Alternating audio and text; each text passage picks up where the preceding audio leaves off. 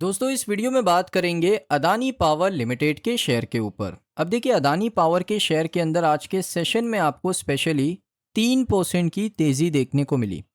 Share 154 rupees पर आ चुका है। अब यहाँ पर अदानी पावर को लेकर क्या बड़ी खबर आ रही है, सबसे पहले मैं आपको वो शेयर करता हूँ। सो यहाँ पर आप देखोगे अदानी पावर को लेकर साथ में दोस्तों अदानी की 3 कंपनीज भी है। 3 कंपनीज को लेकर यहाँ पर एक टॉप रेटिंग मिली है, वो भी दोस्तों इंडियन कॉरपोरेट्स के अंदर। अब यहाँ पर दोस्तों ये जो रेटिंग है ये है ESG रेटिंग। इसका मतलब होता है environmental social governance rating. Environmental यानी आप अगर अदानी पावर की मैं बात करूँ तो आप अगर पावर बना रहे हो तो उसका इन्वायरमेंटल आप कितना ध्यान रख रहे हो। इन्वायरमेंट यानी हमारा जो पूरा प्रदूषण है उस पर पोल्यूशन के ऊपर आप कितना कंट्रोल कर रहे हो, उसकी रेटिंग मिलती है। सोशल यानी आप अपने लेबर के लिए क्या कर रहे हो। उसके बाद जो गवर्नेंस है यानी आप कितने फेयर हो, कोई आप यहाँ पर चीटिंग तो नहीं कर रहे हो बिजनेस करने के अंदर, जैसे हिंडनबर्ग ने एलिगेशन लगाए थे कि अदानी पावर चीटिंग करता है, ये सारी चीज़ें। तो उसकी रेटिंग काफ़ी ज़रूरी होती है क्योंकि इससे ना कंपनी की रेपुटेशन बढ़ती है। अगर अच्छी रेटिंग मिलेगी तो कंपनी की रेपुटेशन मार्केट में बढ़ेगी, अगर ख़राब रेटिंग मिलेगी ना तो कंपनी की रेपुटेशन मार्केट के अंदर गिरेगी। ESG रेटिंग बहुत ज़रूरी है और क्रेडिट रेटिंग बिल्कुल अलग है, उसके ऊपर भी बात करेंगे। लेकिन सबसे पहले मैं आपको रेटिंग बता देता हूँ। सो मॉर्निंग स्टार की जो रेटिंग है जिसका नाम है मॉर्निंग स्टार ESG रेटिंग, ये दोस्तों टॉप रेटेड रेटिंग है, एजेंसी है जिसने यहाँ पर अदानी की 3 कंपनी की जो रेटिंग है उसको अपग्रेड किया है। और इनका जो US के अंदर हेडक्वार्टर है और रेटिंग एजेंसी है दोस्तों, यानी US की एक रेटिंग एजेंसी कंपनी है जो ESG रेटिंग प्रोवाइड करती है बिल्कुल ट्रांसपेरेंसी के साथ। अब यहाँ पर उन्होंने सबसे पहले अदानी पावर को मूव किया है medium risk from high risk, यानी पहले अदानी पावर को उन्होंने हाई रिस्क की कंपनी कहा था, अभी उन्होंने कहा कि मीडियम रिस्क है, यानी रेटिंग अपग्रेड हुई। उसके बाद उन्होंने अदानी एनर्जी सॉल्यूशंस को, जो पहले मीडियम रिस्क था अभी उसको लो रिस्क कर दिया है, यानी बिल्कुल रिस्क नहीं है। उसके बाद यहाँ पर अदानी ग्रीन एनर्जी की जो रेटिंग है उसको भी अपग्रेड कर दिया गया है।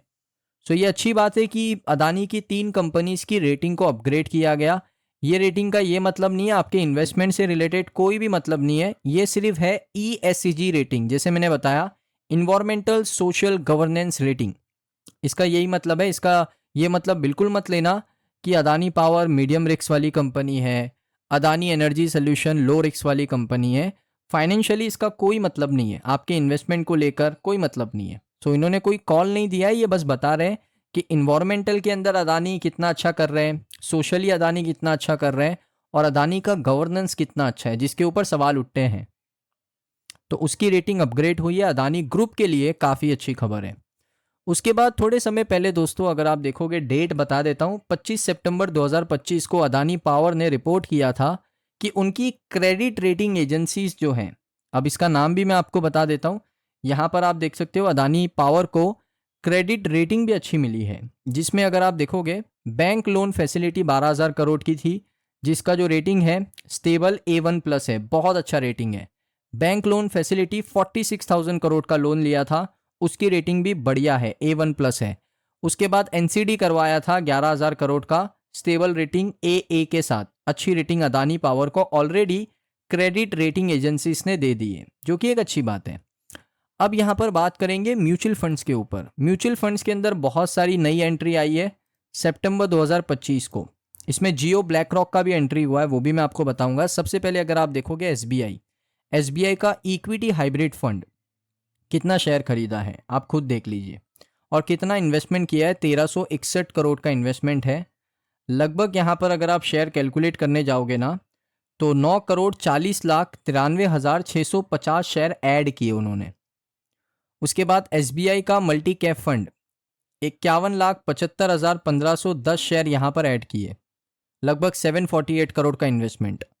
उसके बाद SBI का मैग्नम, इन्होंने अगर आप देखोगे यहाँ पर 1,12,51,240 शेयर यहाँ पर ऐड किए, 163 करोड़ का इन्वेस्टमेंट।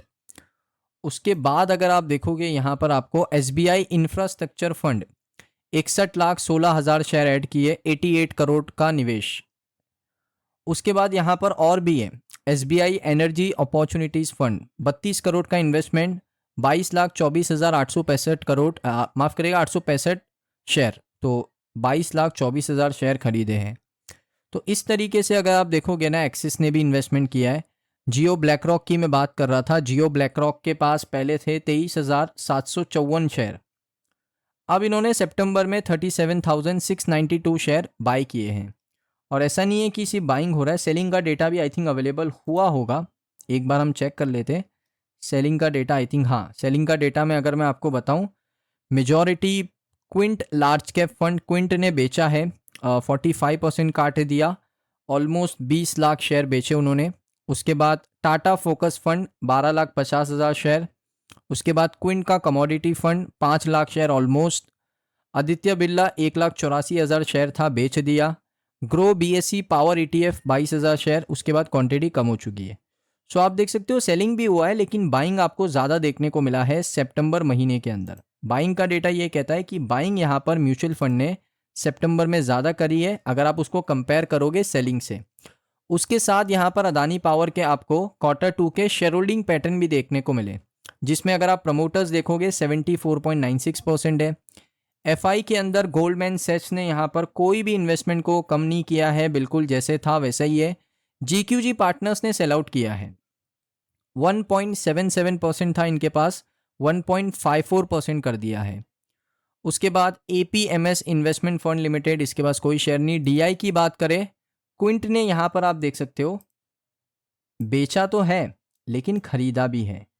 सो 1.39% था लेकिन 1.43 दिखा रहा है। तो क्विंट का डेटा आई थिंक अवेलेबल नहीं है बाइंग का, वो आएगा, मैं आपके साथ शेयर करूंगा। यहाँ पर देख के ये पता चल रहा है कि क्विंट म्यूचुअल फंड ने तो इन्वेस्टमेंट को इंक्रीज किया है, कम नहीं किया है। उसके बाद क्विंट म्यूचुअल फंड, अच्छा यहाँ से कम किया होगा, बट ऊपर तो एक जो म्यूचुअल फंड है ना, Quant EL tax saver fund जो है उनका, उसने इन्वेस्टमेंट बढ़ाया है।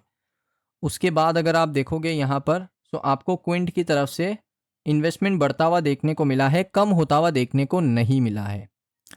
पब्लिक की बात करें, पब्लिक के पास 10.82% था, पब्लिक होल्ड करके चल रही है। जो शेयर उनके पास थे Q1 में, Q2 में पब्लिक के पास सिमिलर शेयर है।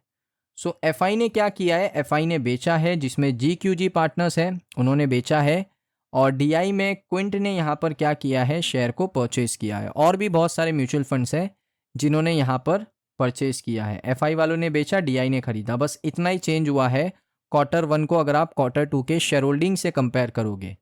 कंपनी के रिजल्ट भी बहुत ही जल्द आपको देखने को मिल सकते हैं। वैसे अभी कुछ अनाउंसमेंट हुआ नहीं है डेट से रिलेटेड, लेकिन नवंबर के फर्स्ट वीक तक आपको कंपनी के रिजल्ट भी देखने को मिल सकते हैं। सो दोस्तों, ये वीडियो आपको कैसा लगा कमेंट सेक्शन में बताइए। अगर आपको वीडियो अच्छा लगा, वीडियो को लाइक कीजिए। मिलता हूँ मैं आप सभी लोगों को नेक्स्ट वीडियो के अंदर।